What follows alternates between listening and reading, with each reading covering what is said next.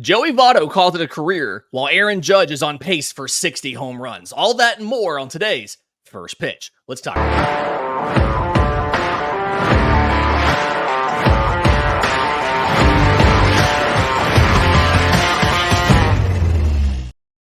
Yes, welcome on into First Pitch for Thursday, August 22nd, 2024. I'm Lindsay Crosby of Athlon Sports. He's Christian Rauh, managing editor of InsideTheCardinals.com. And tons of games yesterday, Christian. Lots of really intriguing, lots of walk-offs, lots of intriguing finishes. But before we do that, we have to talk about the finish to a career. Longtime Cincinnati Reds great Joey Votto, who was spending this year with the Toronto Blue Jays in their minor league system trying to rehab from an ankle injury, is calling it quits. Immediate first reactions here are he's got 356 home runs. He's just shy of a 3.45 slash line for his career with a 294 average. Is Joey Votto a Hall of Famer in 5 years? I think he should be. I think he personally should be. I think you have to look a little deeper than the stats for Joey Votto, because what he meant to the game for the past 17 years, I think, is even more important than his stats. But his stats still line up as well. If you look at, Todd Helton's stats, who just made it in the Hall of Fame, and Joey Votto's, they're very comparable. So I think he is a player that should definitely be in. I think that his last couple seasons, injury plague seasons, might hurt him in recency bias. I don't think it should, because he played so many years in the majors and looked good doing it.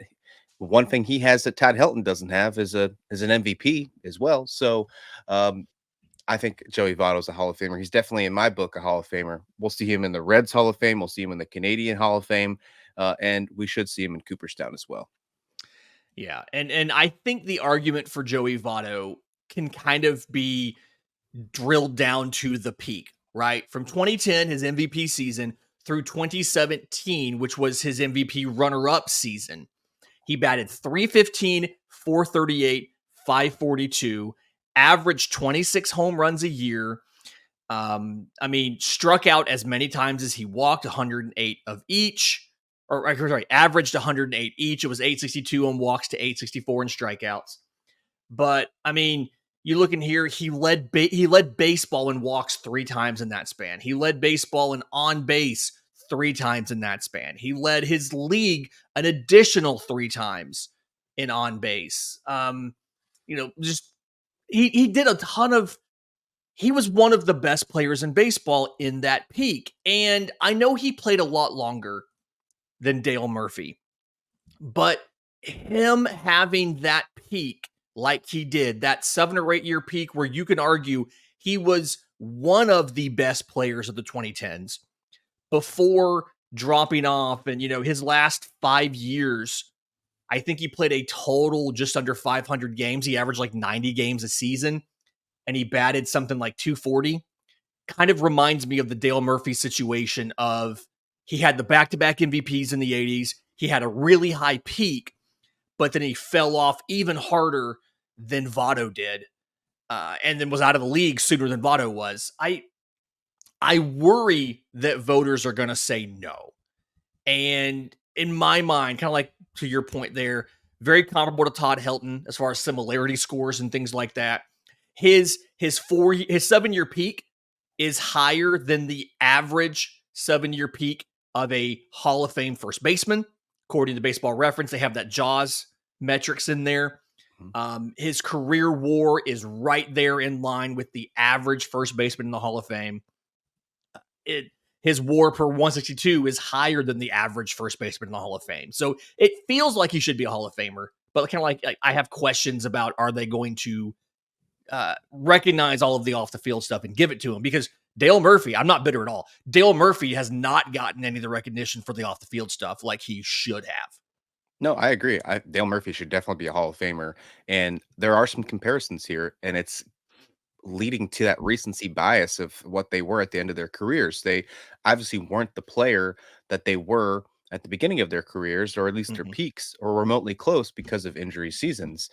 But regardless, I think that Dale Murphy should be a Hall of Famer. I think there's no doubt about that. I've wrote a really big piece about that just about a month ago on bravestoday.com. But You did, for yeah. Joey Votto, I think when he is eligible to be a Hall of Famer, no shopping cart should be safe until he is in Cooperstown. Not a single shopping cart, Lindsay.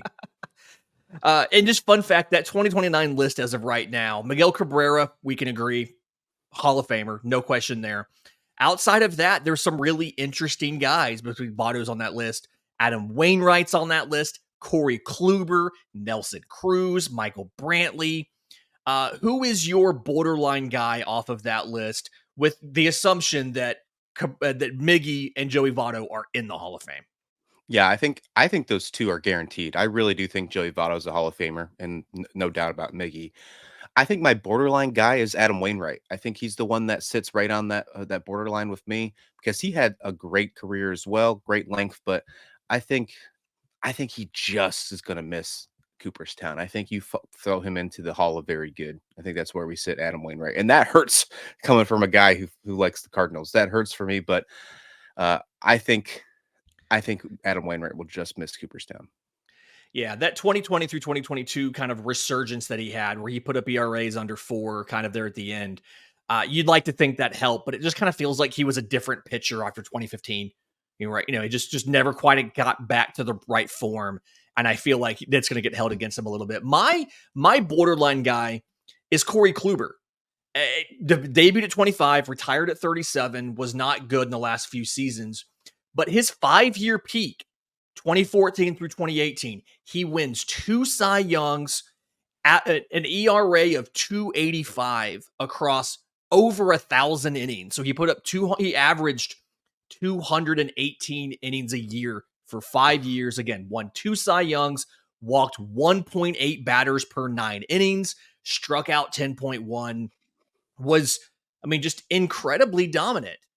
Again, won 2 Cy Youngs, had 2 third place finishes and a ninth place finisher, and 3 times got MVP votes. Like, it feels like that's the amazing peak of a dude that should be, you should be paying attention to for the Hall of Fame. But again, you've got the longevity thing. Does he have all of the stuff they look for as far as the number of wins? He finished with 116 wins, so he's not anywhere close to 200 or 300. Finished with, what is it, 1,725 strikeouts, so didn't come close to 2,000. Do they recognize the dominant peak and put him in? I feel like they probably don't. Another borderline guy, but I feel like there's a lot of guys that you can make arguments for on this list, and so it'll be interesting to see what happens outside of the Joey Votto Miguel Cabrera duo.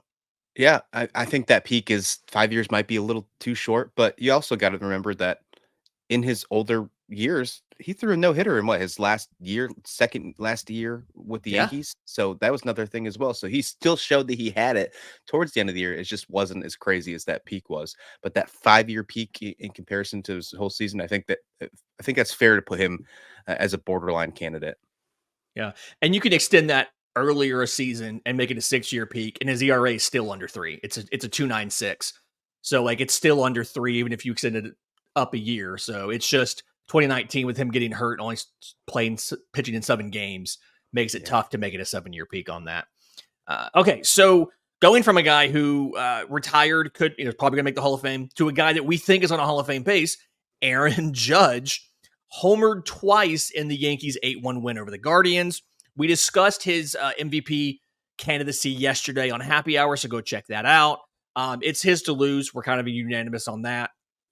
But seeing this result, the 8-1 victory over the Guardians, combined with the Mets walking off Baltimore again, the second time in this series, with a 4-3 win, Baltimore's now behind the Yankees in the East. It's only half a game, but they're still behind.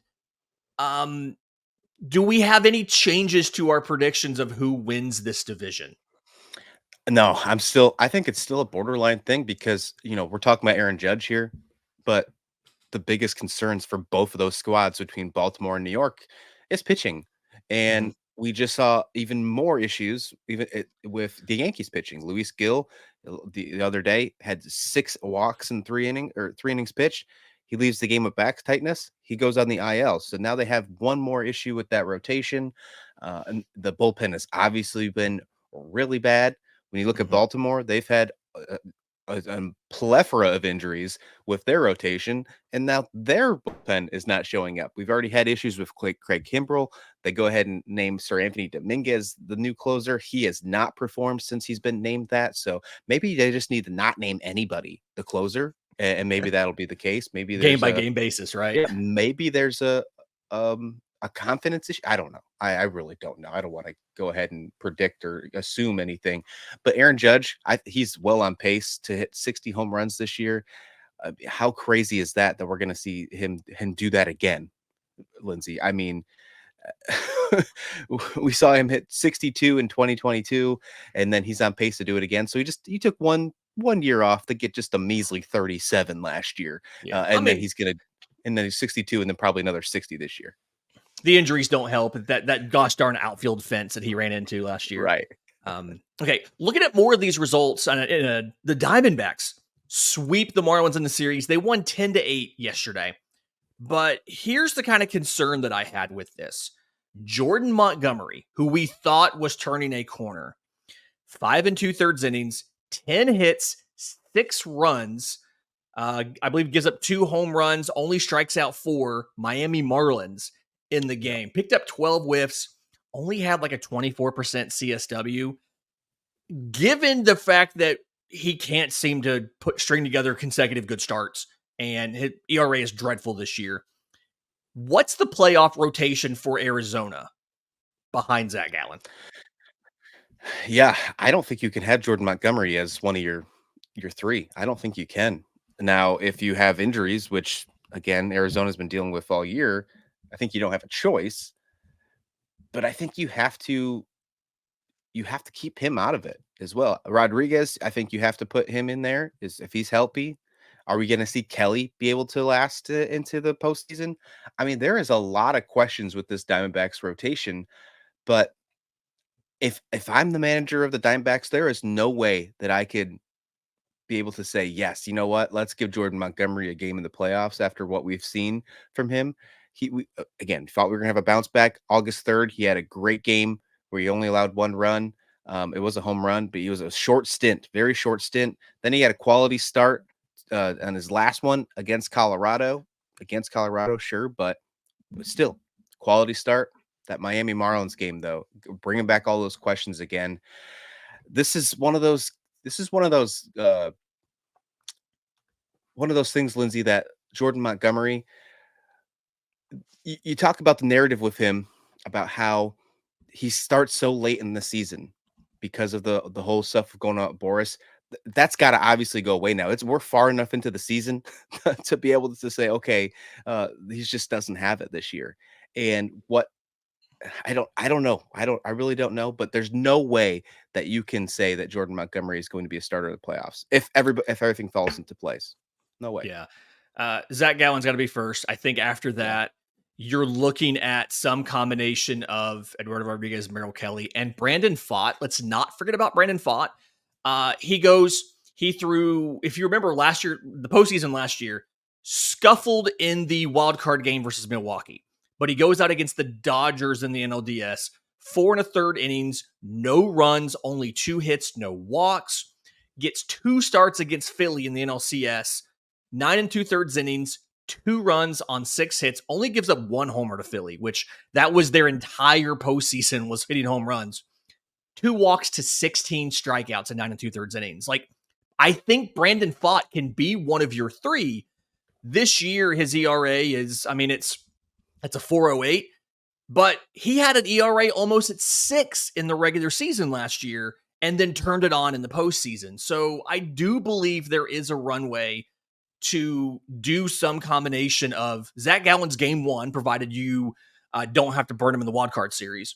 But you've got Eduardo Rodriguez, you've got Merrill Kelly, you've got Brandon Pfaadt. You can mix and match. And then I think you've done enough bullpen reinforcements. AJ Puck has an ERA under 1 since joining the team. He's got 13 appearances, 11 innings. He's allowed a grand total of 1 earned run, right? So you've got bullpen pieces from Seawold, from Ginkel, from Martinez, from Thompson, and then from Puck, where I think you can, if you have to take a guy like a Ryan Nelson and throw him one time through the order and then go to the bullpen, I think, or go to a long relief guy, I think you can do that. I think they've got it, but I agree with you. The way it is right now, Jordan Montgomery can't be one of those guys. Like No. he probably, I feel like he might make the postseason roster and be stuck in the pen. And if you see him do something where he comes out and is dominant out of the pen in multiple innings, maybe they give him a start in the next round. But you can't pencil him in for your postseason rotation right now, which is a tough place to be for Arizona because you're just, I mean, you've been dealing with injuries and you need all of your pitchers to be great right now because you can't count on your offense doing that. I mean, the offense has been hot. Yeah, at a certain point in time, you have to wonder with the guys you have on the IL, with your Moreno, your Walker, your Kettle Marte, how long can Jake McCarthy keep this up, right? How long can Geraldo Perdomo keep this up? How long can Jock Peterson go nuclear? He's batting 292 this year. Like, how long can these guys keep it up? And I think your pitching is definitely a concern here.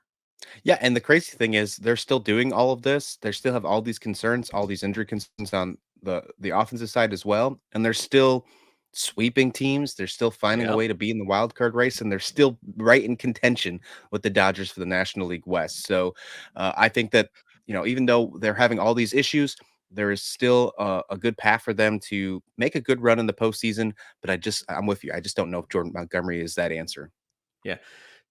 Going to the other side of that matchup, speaking of the Marlins, the World Baseball Classic for 2026 was announced. We have the pools. We know the qualifying rounds will be Puerto Rico, Houston, Texas, Tokyo, Japan, and then Miami. Miami obviously gets to host one of the two quarterfinals, and they'll have the championship again. Which of these two pools do you think is tougher? Pool A, Puerto Rico, Cuba, Panama, Canada, and a qualifier. Or Pool D, Venezuela, the Dominican Republic, the Netherlands, Israel, and a qualifier. Which one of those two would you rather least be in? Whew, that's a really tough question. Um, which one would I rather not be in? Yeah. I think I'm gonna have to lean to I'd rather not be in A. And I think it's tough. So I mean, I think it's really close, but I'm gonna go with A here. I would rather not have to go against Puerto Rico, Cuba, Canada, Panama in a regular qualifier there. I will say this: March 5th, 2026 to March 17th, where this lead goes. I cannot wait because I'm gonna try and get some tickets. I'm gonna try to go to this. Yeah, it's the environment in Miami I heard was tons of fun. I do think I'm with you. You only two teams only advance out of each pool. And Pool D, you feel like the favorites have to be Venezuela and the Dominican. I mean, obviously, kind of given the heritage of both of those, the baseball heritage of both of those places. They do play in Miami though. And Pool A, you're playing in Puerto Rico. Hmm. And you could see a case for Cuba, you can see a case for Panama. You could see it's tougher, but you could see a case for Puerto Rico. And I think if they nailed every single one of their selections, you could see a case for Canada in there. I mean, they're going to have Freddie Freeman. Like there's enough Canadian baseball players who could play where I think you could see potentially 3 or 4 different teams come out of there, although I do have to imagine Panama and Cuba are your favorites. But it's just something where I feel like there's maybe the top 2 teams aren't as good as the rest, but it like as Pool D is, where it's just heavily weighted towards Venezuela and the Dominican. But I feel like there's more teams that could get hot and win the whole thing. Whereas Pool D, I don't think anybody's really expecting Israel and the Netherlands to knock off those teams and take the pool. So kind of agree with you, but also I think the big takeaway is I want to go to this too. I can't. Like just watching it last year was so great. I need to go to these things. It's going to be awesome. Yeah, first pitch live at the World Baseball Classic sounds pretty good in 2026. There you go. All right, into quick pitch. Let's grab a couple stories from around the league. Ellie De La Cruz joins the 2060 club in in their 11-7 victory over Toronto. Goes 3 for 4 with a homer, 3 runs, 3 RBIs, and a stolen base. Here's my question. At the beginning of the season, if I had told you that Ellie De La Cruz would hit 20 homers and steal 60 bases this season, would you have been disappointed that that was all that he was able to do? Beginning of the season, like before we even started games, or Yes. Before we even started games, if I said Ellie De La Cruz is going to hit 20 homers and steal 60 bases, would you have I, been like, that's a good season, or would you have thought he can do more? I think that I would say that was a good season. If you would have asked me at the All-Star break, I'd say I wish that there was more because he was on pace at one point to have 100 stolen bases. But if you were asking at me at the beginning of the season, I'd say, yeah, that's pretty good. I was that Reds game, by the way, they were down 6-0 at one point, and they come back to win 11-6. But yeah, I think I'd be okay with that. What about you? Would you?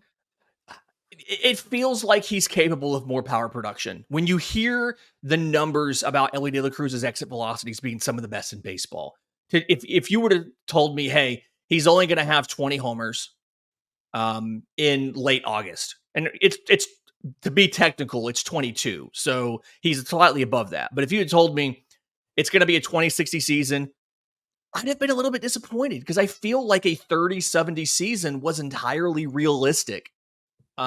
Given how much he talked about, he stole 35 bases last year, despite only batting 235 and only walking what felt like 30 times. And so he was rarely on base, it felt like. And yet he hit for a cycle in the first 2 weeks he was up, right?